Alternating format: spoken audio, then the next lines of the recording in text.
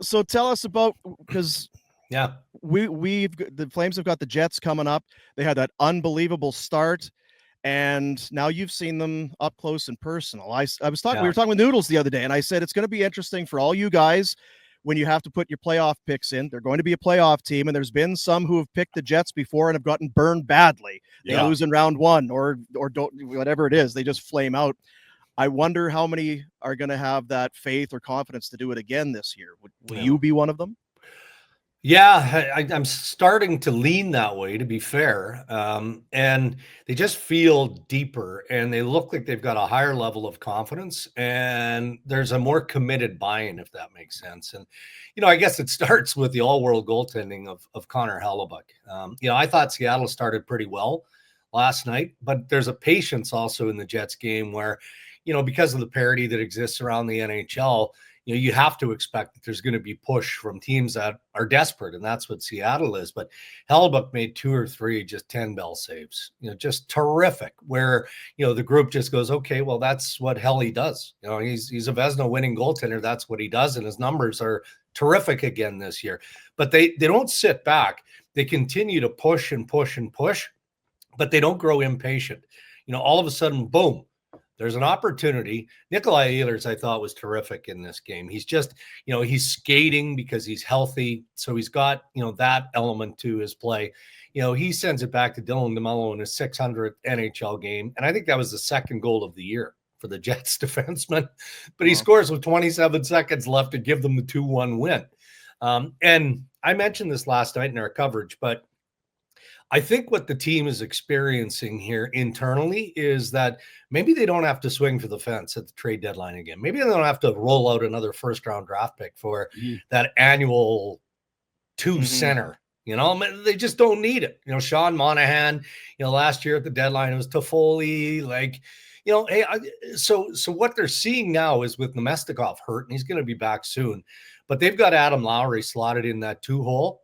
And I'll tell you what, boys, he can flat out play second line center. He can. Now it's a small sample size, so we'll pump the brakes between now and March 7th. Maybe that changes. But if you can visualize Lowry as your second line guy, Nemestikov is your number 3, they've got enough depth organizationally that you're not worried about your fourth line per se. So that gives Cheveldayoff maybe a bit more flexibility. So now he's not on the hunt for a specific centerman. Maybe he's just the best forward available that's affordable, or a guy that maybe gives you depth up front, and then you invest more on a top 4, top 5 defenseman. So that's where Winnipeg is at right now, and it's a good place to be. They feel pretty good about themselves. I don't want to be the storm clouds, but it's Ehlers' UFA year. Yeah. Do you see some sort of a decision that Cheveldayoff has to make, or is it screw it, we're a 1 seed? If we have to walk a guy to the summer, we'll deal with it then. I think that's what will happen. I remember Dave Nonis coined this phrase years and years ago, and I'm trying to think who was Tyler Bozak, when he was coming up to the trade deadline. Do we sign him? Do we trade him? What do we do? And he said, you know what?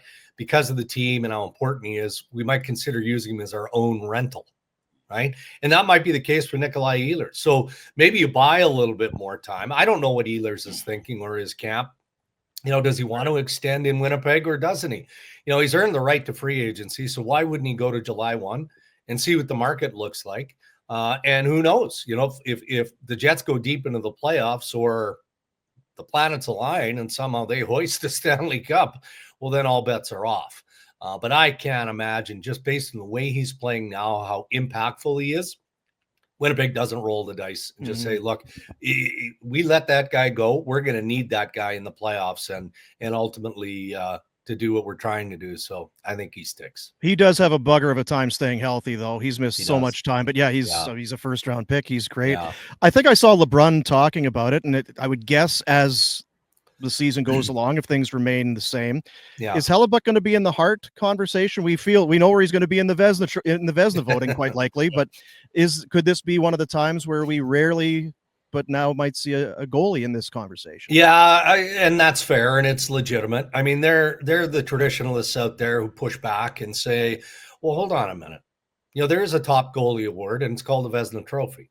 you know, you could say the same for defensemen, right? The Norris. Normally it goes to the top point getter, like who's the most impactful forward out there. But what's wrong with thinking outside the box when a player or a goaltender has earned it? And I mean, look at the numbers of Connor Hellebuyck here, fellas. Like, they're next level. Hey guys, thanks for watching. Be sure to check out more of our content right here on the Flames Nation YouTube page. We had a bunch of great long form interviews. You can check out some videos we've done as well outside of the studio. And of course, if you want more writing or merchandise stuff, flamesnation.ca or nationgear.ca. Appreciate you watching.